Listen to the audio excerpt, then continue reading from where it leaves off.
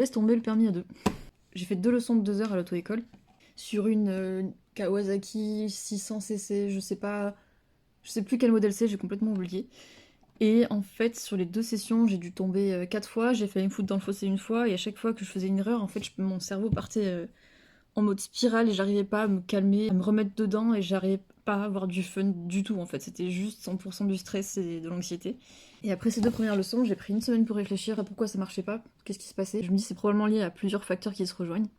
Quand j'ai passé mon permis voiture, ça m'a complètement traumatisé en fait des leçons de conduite et du permis. Je pense que ça joue pas mal. C'était vraiment l'instructrice qui m'a complètement traumatisée. Le fait de devoir aller aux leçons à chaque fois parce qu'à l'époque on savait pas que j'étais autiste, donc c'était sensoriellement, socialement épuisant et traumatisant. Et je me demandais si en fait le poids de la moto, c'était peut-être pas un petit peu trop pour moi dès le début. Parce qu'à chaque fois qu'elle perdait un peu d'équilibre, je voyais que je me cassais la gueule tout de suite, alors que ma pote qui est super grande et super baraquée, euh, je la voyais faire pencher la moto et la remettre droite. En fait, des moments comme ça où moi je me serais cassé la gueule, elle avait aucun souci. Donc le poids de la moto jouait peut-être là-dedans. Et bah, je me suis dit, ça se trouve, il y a aussi tout simplement le style pédagogique du moniteur qui me convient pas et qui fait que je me frustre et que je me fous dans des spirales et que j'arrive pas à m'en sortir. Du coup, j'ai décidé de faire un test et d'éliminer les paramètres les uns après les autres.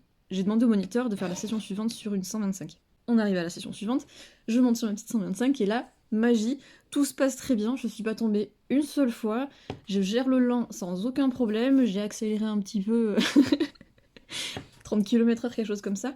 Je suis carrément plus à l'aise sur la petite 125 de chez Honda, même si elle est absolument pas confortable, ça tape le cul, c'est une horreur cette moto. Mais au moins, j'arrive à bien la conduire. J'ai déjà fait du coup 2 sessions sur la 125, donc j'ai décidé que plutôt que de passer le A2 directement, je passerai ma formation 125 et ça me permettrait de faire un peu d'expérience et de prendre confiance. Je sais que ça peut causer des problèmes quand je voudrais passer le permis A2 ensuite, mais je pense que pour ma santé mentale, mon anxiété, ma confiance, mon expérience et mon budget, c'est quand même vachement une bonne idée de commencer par la 125. Désolée de vous avoir fait peur avec ma phrase d'introduction. Au final, je fais pas le permis A2, mais je fais la 125, donc je reste quand même dans la communauté avec l'idée de faire mon permis A2 d'ici 1 an ou 2. On verra comment ça se passe. Et si vous avez une petite 125 qui traîne et que vous voulez vendre en Nouvelle-Aquitaine, faites-moi signe.